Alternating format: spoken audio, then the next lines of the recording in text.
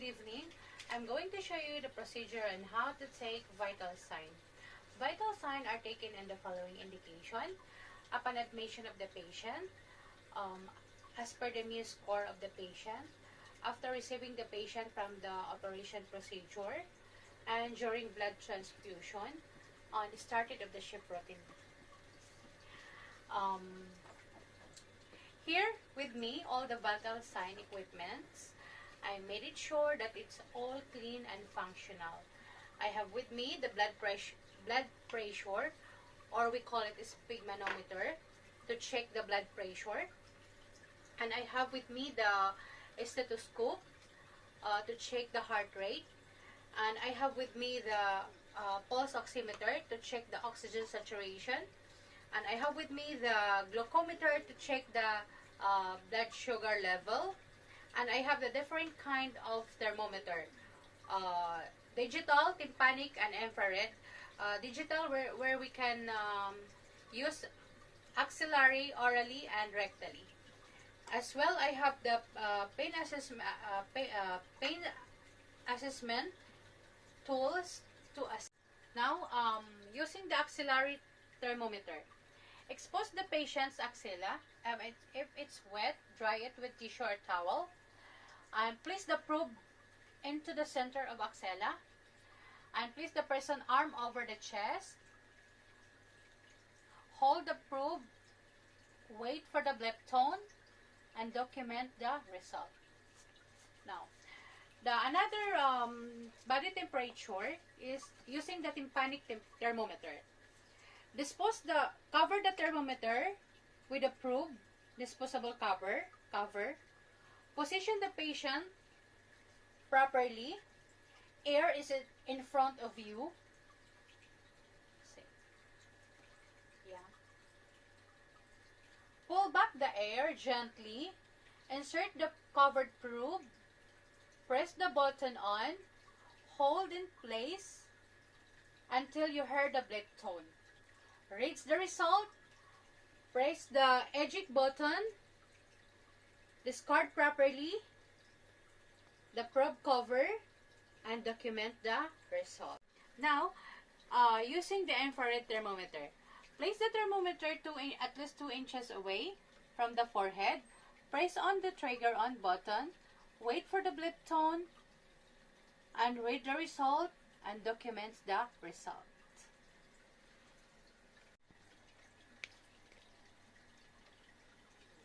Now, on how to check the pulse rate and respiratory rate.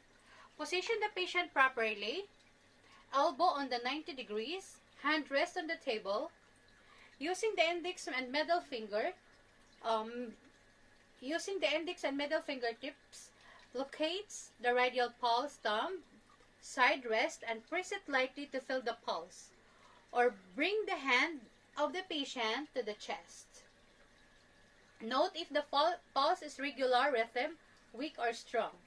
Using my watch with the second hand, the number of pulsation count in 1 full minute and documents the result. Now, checking the respiratory rate. While your fingers are still in the place with the patient, hands on the chest. For the pulse check, pretend that you are still checking the pulse, but observe the patient respiration, the rise and fall, and of the patient chest. Note for the dip, shallow, or dip and rhythm, fast and slow. Count in full 1 minute. Remove the hands from the patient chest and documents the result. Now, how to check the heart rate. Using my stethoscope, warm the diaphragm. Check on the heart rate by placing it over 2 to 3 inches to the left of the breastbone, below the left nipple. Count the heart rate for 1 full minute. Notes for the rhythm if it's regular or irregular. Documents the result. Now, for the 5th vital sign. The 5th vital sign is pain and how to assess pain. If the patient are not complaining in pain, use the VAS, Visual Analog Scale, or Visual Acuity Severity. If the patient complaining in pain, assist by acronym called SPA. Cold SPA means consist character of the pain. Example, stabbing or burn. Onset of the pain. Is it from yesterday or the other day? Location of the pain. Example, is it from the headache, temporal area, or abdominal area? And duration of the pain. How long it was the pain? It was 30 minutes or 1 hour. And as severity of the pain. Example, is it severity of the pain? You can use the tool or the scale. And then the pattern, P, pattern or continuous pain. Example, is it on or off pain, or is it from fever or per the toothache? Associated sign, symptom.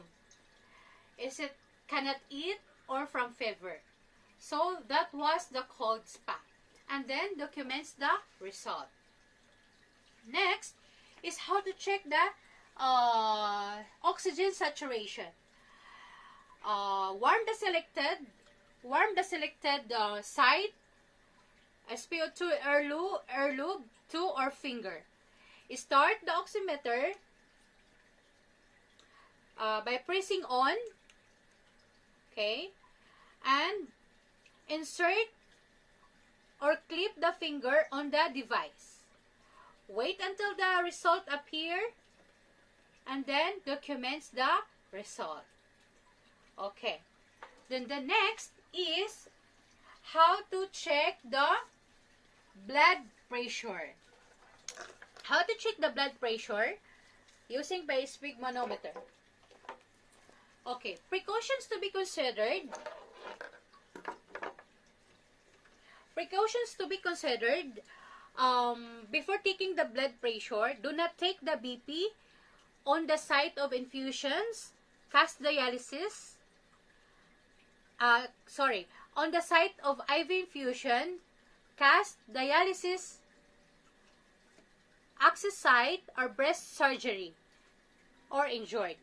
Ask the RN if not sure which arm to use, at least 20 minutes rest for the patient.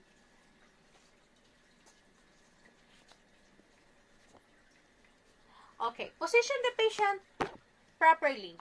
Arm level of the heart, heart palm up. Expose the arm where the cup is to be applied. Okay? We squeeze the cuff to expel remaining air. Close the valve of the bulb. And then find the brachial or artery using by index and middle fingertips. Place the arrow of the cuff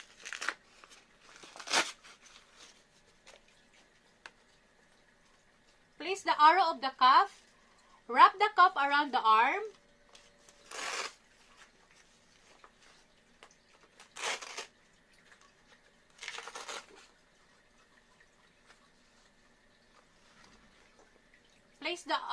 Wrap the cuff around the arm at least 1 inch above the elbow.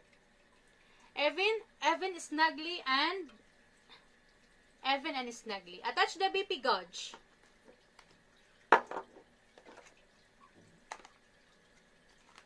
Attach the BP gauge and cuff for the aneroid type. And place the stethoscope around the neck. Locate the radial pulse.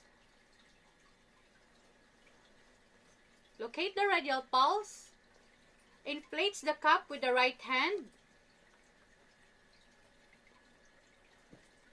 Inflate the cups with the right hand until pulse is not felt. Note the reading from the gauge. Place the stethoscope on the earpiece and both ears, and diaphragm on brachial artery. Using with the left hand, by pressing the diaphragm, using by the left hand, by artery using the left hand, pressing the diaphragm with the index middle finger,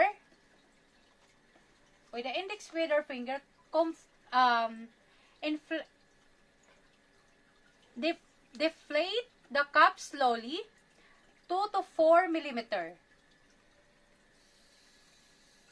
by bob screw counterclockwise. Note the point when the first sound is heard, called systolic pressure. Continue deflating. Note the point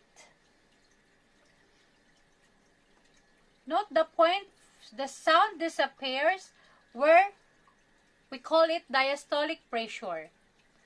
Remove the stethoscope from the air. Deflates the cup completely.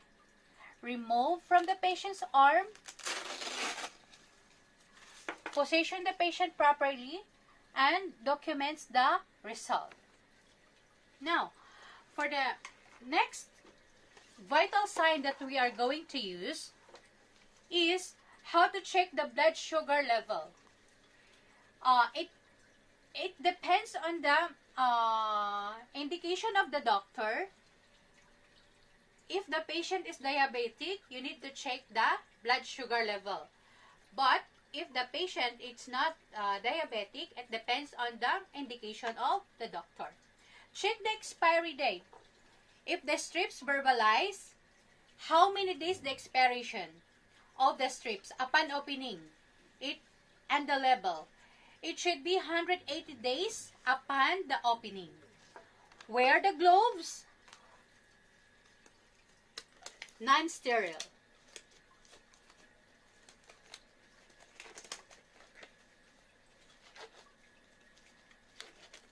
Okay, using the Lancet holder, remove the cover, okay, and remove the needle. Remove the needle cover and do not throw. Okay, cover the Lancet holder. Adjust the depth of break indicated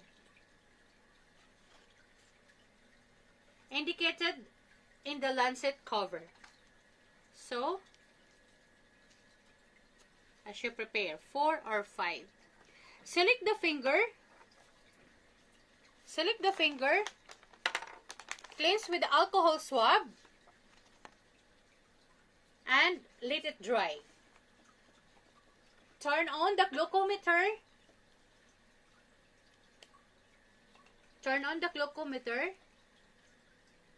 Insert the strip.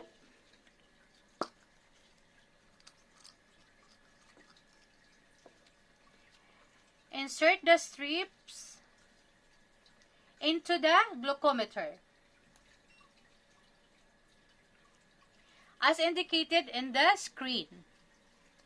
Pull the plunger. Pull the plunger of the Lancet holder and press it against cleansed and dried finger on one side. And then squeeze lightly from the freak finger. Drop the blood with the strips as indicated. Apply light pressure on the punctured finger with a dry gauze on or cotton. Wait for the result. To show in the screen, note the result. Turn off the glucometer. Remove the strip. Turn off the glucometer and remove the strip.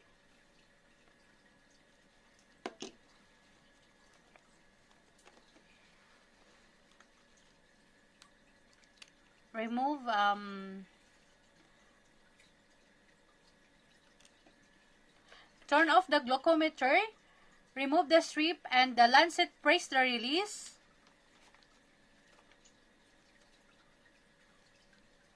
Press the release.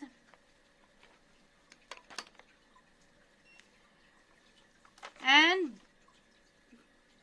press the red button, the eject the used Lancet sharp container.